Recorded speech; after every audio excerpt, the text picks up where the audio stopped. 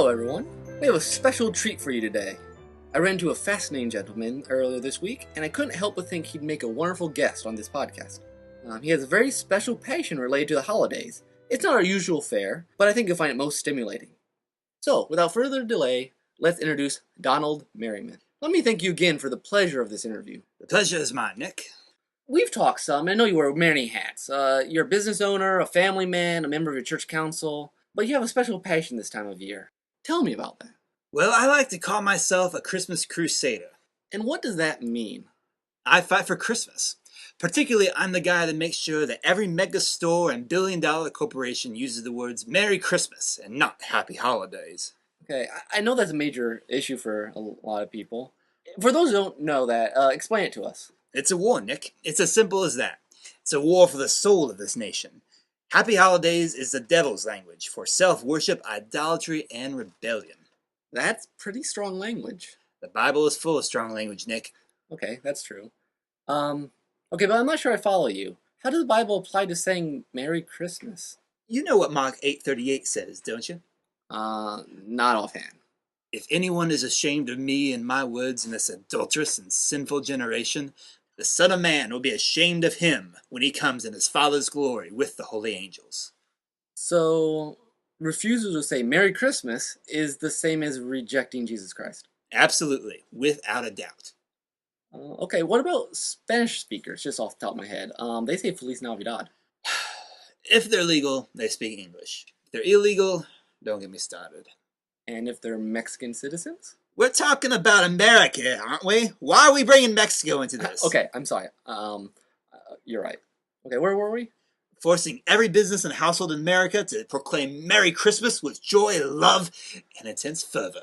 Oh, okay, yeah, that's right. How do you go about doing that? First, we send an official complaint. Then, when they answer us with a nasty letter, we start a petition. How many people normally sign one of those petitions? Roughly 5 billion. You mean 5 million, I suppose? Nope. 5 billion.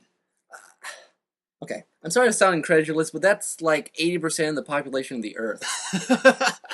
That is ridiculous. Now we keep sending the petition around until we get a few billion signatures. I signed the last petition about 10,000 times. That really shows them. Okay. Do the petitions get the job done? Many times, yes. When they don't, we have a third option. Massive boycotts. But it's not just your regular boycott. Say you have two competing corporations. One bows down before our boycott, the other doesn't.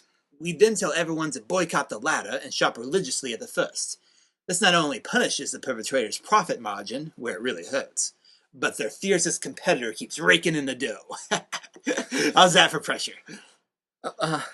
So you reward the companies that say Merry Christmas by buying their product? Yep. Okay, let me put this another way. You purposely connect the expression Merry Christmas to mass consumerism.